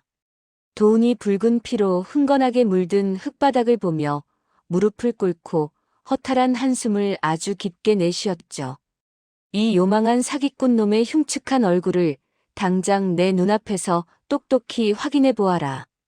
금군 대장이 발끝으로 바닥에 굴러떨어진 용수를 툭 차며 병사에게 아주 거칠게 지시했습니다. 예, 대장나리. 제가 당장 이 용수를 벗겨 요괴의 참담한 낯짝을 확인하겠습니다. 병사가 조심스럽게 다가가 피에 흠뻑 젖은 용수를 거칠게 훌렁 벗겨냈어요. 아니, 이 낯선 얼굴은 대체 누구란 말이냐? 병사가 너무 놀라 엉덩방아를 찌우며 뒤로 나자빠져 덜덜 떨리는 손으로 잘린 목을 덜덜 가리켰습니다. 요괴놈의 얼굴이 맞지 않느냐?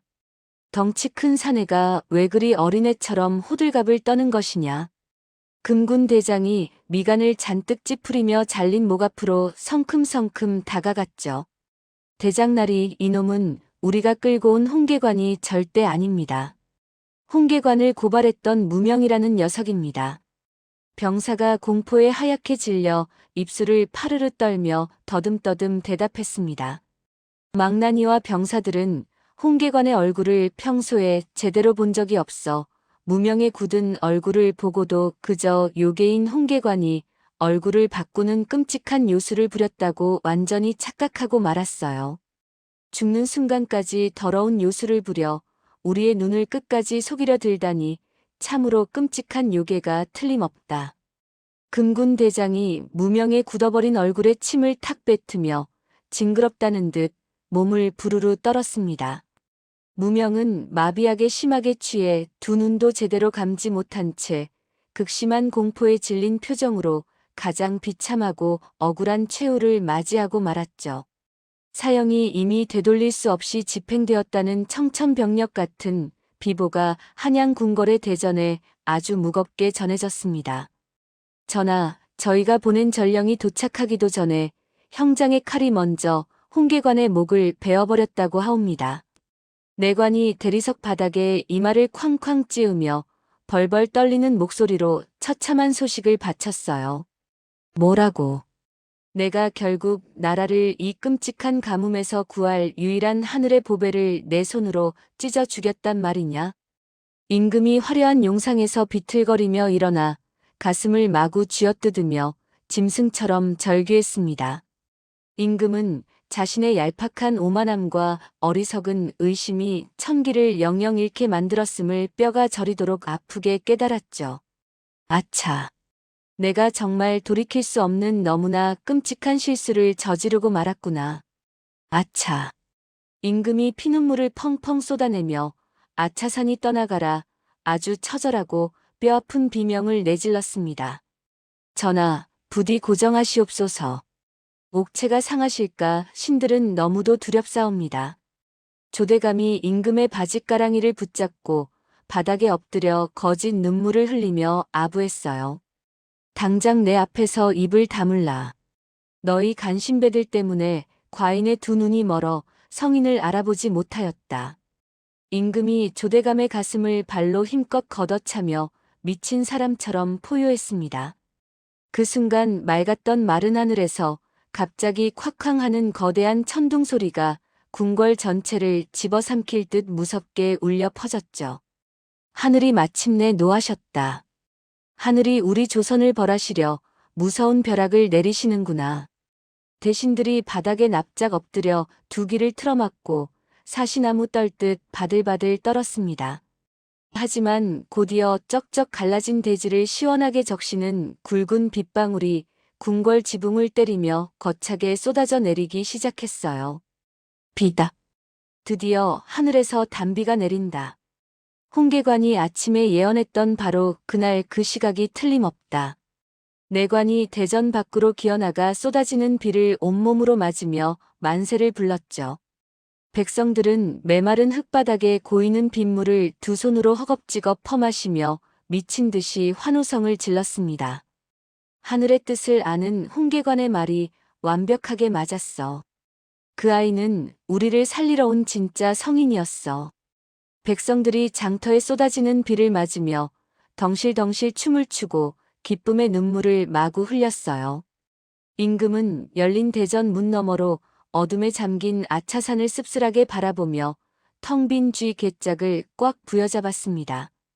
이 끔찍한 비극은 모두 나의 어리석음 때문이다. 과인이 평생 이 무거운 죄책감을 어찌 씻는단 말이냐.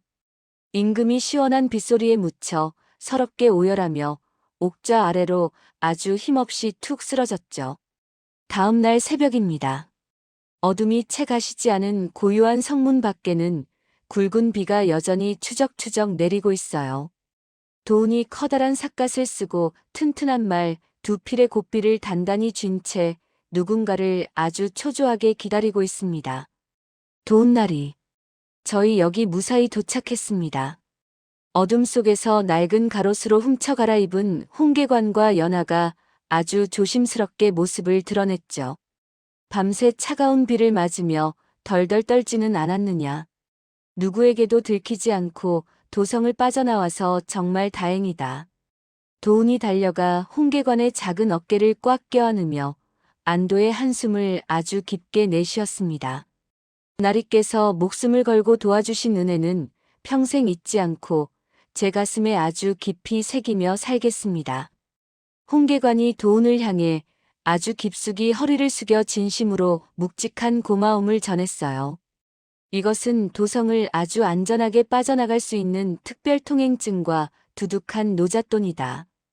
도운이 품에서 두툼한 비단 주머니를 꺼내 홍계관의 차가운 손에 아주 단단히 쥐어주었습니다. 나리도 부디 몸조심하십시오. 이 썩어빠진 궁궐에서 나리같이 착한 분마저 크게 다칠까봐 두렵습니다. 연하가 눈물을 글썽이며 도운의 거친 손을 두 손으로 아주 꼭 잡았죠. 내 걱정은 털끝만큼도 하지 마라.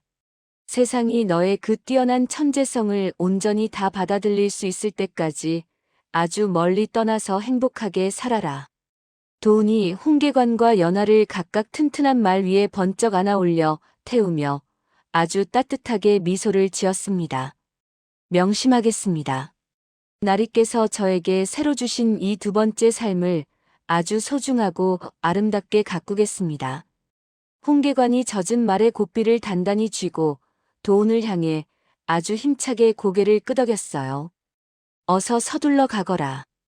동이 완전히 트기 전에 저 산을 하나라도 더 넘어야 안전하게 살 수 있을 것이다. 도운이 말의 엉덩이를 가볍게 툭 치며 두 사람을 아주 멀리 배웅했습니다. 홍계관과 연하는 쏟아지는 시원한 빗속을 뚫고 한양도성을 아주 멀리 벗어났죠. 계관아, 이제 우리는 발길을 돌려 어디로 가는 거야? 연하가 말을 타고 계관의 곁에 바짝 붙어 아주 조심스럽고 기대에 찬 목소리로 물었습니다. 글쎄, 발길 닿는 대로 계속 가다 보면 우리 둘이 아주 평화롭게 살 수 있는 예쁜 작은 마을이 나오지 않겠어. 홍계관이 빗물에 흠뻑 젖은 앞머리를 쓱 쓸어 올리며 아주 홀가분하고 밝게 웃었어요. 홍계관은 잠시 말을 멈추고 저 멀리 뿌연 안개에 휩싸인 아차산을 가만히 뒤돌아보았습니다. 저 산을 가만히 보고 있으니 지난밤에 그 끔찍했던 일들이 모두 거짓말처럼 아득한 꿈만 같아. 홍계관이 자신을 잔혹하게 죽이려 했던 그 무서운 핏빛 운명이 시원한 빗물에 말끔히 씻겨 내려가는 것을 온몸으로 느꼈죠. 이제 세상 사람들에게 요괴니 신동이니 하는 무거운 짐은 다 내려놓고 너와 함께 평범한 소년으로 행복하게 살 거야. 홍계관이 연하를 향해 활짝 웃어 보이고는 말을 세차게 몰아 아주 새로운 길을 향해 힘차게 달려나갔습니다. 세월이 흘러 훗날 사람들은 사형이 집행된 그 험난한 고개를 아차산이라 불렀어요. 전하께서 무고한 소년을 죽이고 그 산을 멍하니 보며 평생 아차하고 피눈물을 흘리며 후회하셨다지 아마. 장터의 나이든 이야기꾼이 낡은 부채를 쫙 펴며 사람들에게 아주 재미나게 전설을 풀어놓았습니다. 하늘의 맑은 뜻을 꿰뚫어 본 성인의 진실을 오만하게 외면한 자들이 흘린 그 뜨거운 눈물이 모여 아주 깊고 거대한 강물이 되었다더군. 사람들이 턱을 괴고 고개를 끄덕이며 홍계관의 아주 기막힌 운명에 대해 밤이 새도록 도란도란 떠들었죠. 아우트로. 오늘 준비한 아차산과 천재소년 홍계관의 기막힌 전설, 어떻게 들으셨나요? 임금의 뼈저린 후회가 담긴 아차. 라는 탄식은 수백 년이 지난 지금의 우리에게도 묵직한 울림을 줍니다. 우리는 종종 겉으로 드러난 단편적인 모습만 보고 성급하게 모든 것을 판단해버리곤 하죠. 괴짝 속 어미쥐의 뱃속에 품은 새끼들을 미처 보지 못했던 어리석은 임금처럼 말입니다. 진실은 눈에 보이는 것 너머에 있다고 외쳤던 10살 소년의 간절한 목소리가 귓가에 맴도는 듯합니다. 살아가면서 우리도 누군가의 진심이나 어떤 상황을 오해하고 섣부른 잣대로 재단하고 있지는 않은지 한 번쯤 깊이 되돌아보게 되네요. 비록 우리 이야기 속 개관이는 치밀한 기지로 핏빛 운명을 비틀고 새로운 삶을 찾아 떠났지만 진실을 외면했던 권력자의 무거운 후회는 아차선이라는 이름으로 역사에 영원히 남았습니다. 여러분도 훗날 돌이킬 수 없는 후회로 아차 하고 탄식하는 일 없는 지혜롭고 평안한 하루 보내시길 바랍니다. 이야기를 끝까지 들어주신 분이 계시다면 잘 들었다고 댓글 하나만 남겨주세요. 감사합니다.